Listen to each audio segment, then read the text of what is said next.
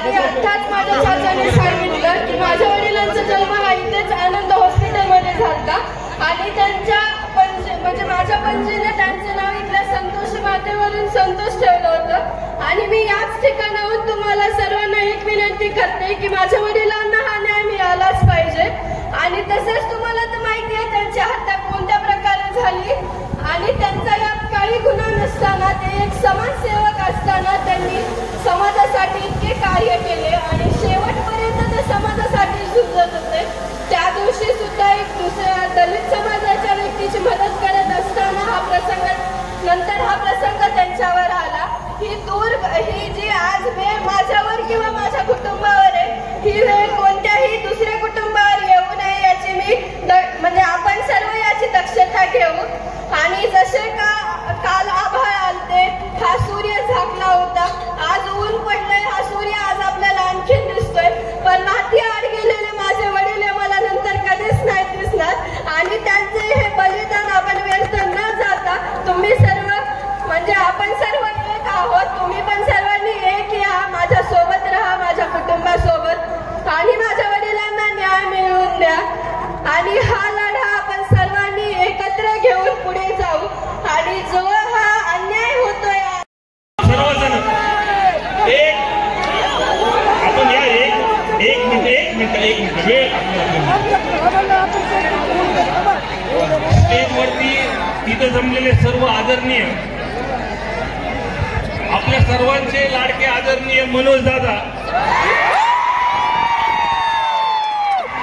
आपल्या या व्यासपीठावर असलेल्या सर्वच पक्षातून आलेले आमदार, सर्व संघटनेचे सर्व पदाधिकारी, सर्व सदस्य, सर्व जाती धर्मातून आलेले सर्व संतोष अण्णा देशमुख या कुटुंबाला न्याय भेटण्यासाठी आलेले आपण सर्वच मान्यवर. मी या व्यासपीठावरती फक्त आता 2 मिनिटं बोलणार आहे, पण घटनाक्रम कसा झाला हे तर मी सांगणार. त्या विंड मिलच्या प्रकारामध्ये बघा बरं का माणुसकी कशी असती बघा. तो जो वॉचमन होता तो बौद्ध समाजाचा होता, संतोष अण्णा देशमुख हा मराठा समाजाचा होता. जेव्हा त्या वॉचमनला तिथं मारहाण करण्यात आली, तो खंडणीचे हे जे वाल्मिक अण्णा कराडचे हे जे गुंड लोक तिथे गेले होते, त्या वॉचमननी जेव्हा तिथं अडवलं तेव्हा संतोष अण्णा देशमुखने उघड भूमिका घेऊन तिथं त्या माणसाला अडवलं, तिथं हे सगळ्या गोष्टी केलेल्या आहेत. बरोबर आहे की नाही विषय?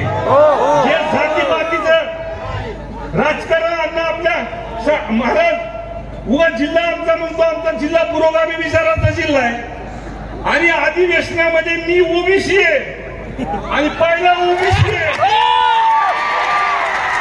की ठामपणे म्हणतो ह्या वाल्मिक कराडला अटका म्हणून. आवर्जून आपल्याला इथं सांगेल की या घटनेनंतर गावाच्या लोकांना सर्वच जिल्ह्यातले सर्व आमदार भेटले आणि भेटल्यानंतर त्यांना सांगितलं अधिवेशनामध्ये आपण तिथं आवाज उठवू. आपण सगळ्यांचे भाषण तिथं बघितले, सगळ्यांनी कळकळून. मी तर विरोधी पक्ष मार्गावरती आहे, पण धसांना तर भाजपमध्ये आहेत ना. आमचे प्रकाश दादा तर अजितदादाकडे आहेत ना. आमच्या आवड साहेब तर आमचे पण छाती ठुकून म्हणण्याला टाका म्हणले ते.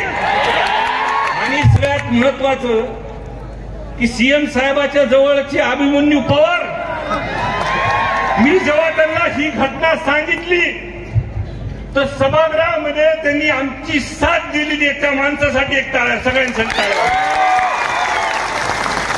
हा काही कोणत्या जातीचा पातीचा हा विषय नाही. सरकारमध्ये आम्ही सर्वांनी मागणी केल्यानंतर त्या सभागृहामध्ये आम्ही सुरुवातीला म्हणलं होतं की राजकारण आणायचं नाही, म्हणून या सर्व लोकांनी आपल्याला साथ दिलेली आहे तिथं. आणि सर्वांनी बोलल्यानंतर मुख्यमंत्री साहेबांनी, अजितदादांनी, शिंदे साहेबांनी तिथं सभागृहासमोर सांगितलं की दोषी कुणी जरी असेल तर त्याला सोडणार नाही. आमचा एक आमदार म्हणून लोकप्रतिनिधी म्हणून बारीक लक्ष आणणार. तुम्ही ज्या सभागृहामध्ये ज्या पद्धतीने तुम्ही तिथं बोललात, अजून 5 मिनिटं जर अण्णा जर तिथं बोलले असते तर सभागृह ढसढस रडलं असतं तिथं. हे सगळं महाराष्ट्राने बघितलंय. त्याच्यामुळं काळजी करू नका. ह्या ज्या माणसांनी पवारसाहेब, अभिमन्यू पवारसाहेब, तुम्हाला मी म्हणलं होतं लोकांमध्ये रोष आहे, लोकात शांतता आहे, पण जेव्हा मोर्चा निघेल तुम्हाला दिसेल ह्या कोणता जातीपातीचा मोर्चा नाहीये. ह्याच्यामध्ये हिंदू, मुस्लिम, बौद्ध, 18 पगड जातीचे लोक सगळे या मोर्चामध्ये.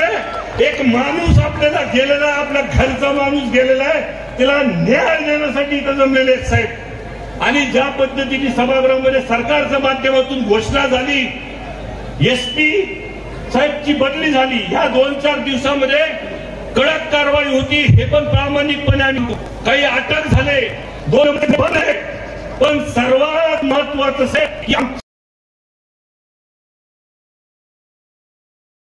संघातला दौरा केला बसांना आणि दादा, तेव्हा लोकांकडून ही मागणी आली की ह्यांना, या वाल्मिकांना संरक्षण हे जे आहे धनंजय मुंडे साहेबांचं आहे.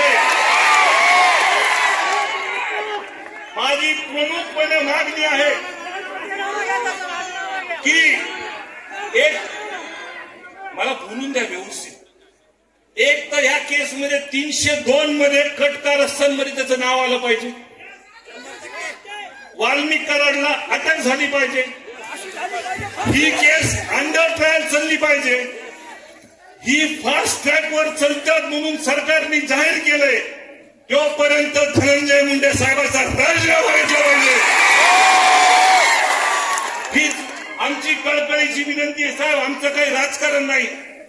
आज त्यांच्या कुटुंबाला भेटल्यानंतर खूप काही गोष्टी सांगितल्या की खंडीमुळे तिथं हे सरपंच गेला होता, पण खरी परिस्थिती आज आमच्यावर सुद्धा आरोप होता ते की आम्ही राजकारण ह्याच्यामध्ये आणतोय.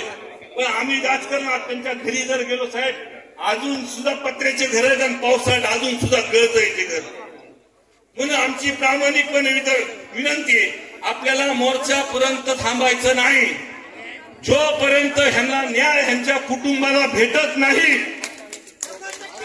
कायमस्वरूपी धसांना, प्रकाश दादा तुम्ही सत्तेमध्ये, तुम्ही सगळेजण हे वाढून देऊ नका. हा प्रकार आमची कळकळीची विनंती आहे. आणि आवर्जून सांगेल की गुन्हा ज्या दिवशी एखादा खोटे गुन्हे आमच्यावरती लवकर दाखवले ती म्हणजे चॉकलेट 4 लाखाची अंगर कुटुंबीवरती एका महिन्यात 200-300 सात आणि 1 अॅट्रॉसिटी. आणि त्या दिवशी सुद्धा तुम्हाला सांगतो 12 तास उशीर लागला, पण आमचे वाघ मनोज दादा तिथं रस्त्यावर बसल्यानंतर त्यांना गुन्हा दाखल तिथं करावा लागला. आणि असं आम्ही जरी सगळ्या वेगळ्या विचाराचे, भूमिकेच्या, सगळ्या वेगळ्या पक्षात जरी असलो, पण ह्यांना न्याय देण्यासाठी आम्ही एकत्र येऊ एवढंच या ठिकाणी सांगतो आणि माझे 2 शब्द संपवतील.